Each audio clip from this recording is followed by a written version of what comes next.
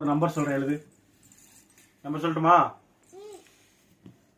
9 7 9 0 6 8 6 4 6. அவ்வளவுதான். யார் நம்பர் இது? அப்பா நம்பர்.